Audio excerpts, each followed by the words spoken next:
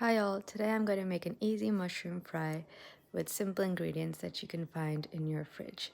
So I pretty much started off with cutting onions and frying them with a bit of butter in a pan, and then put in some chopped mushrooms in there as well. Stirred it a bit, and then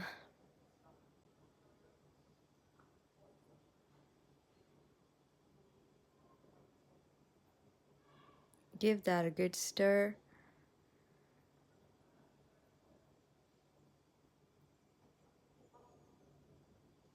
It was just getting a wee bit dry there, so I went ahead and put in a bit more butter as well.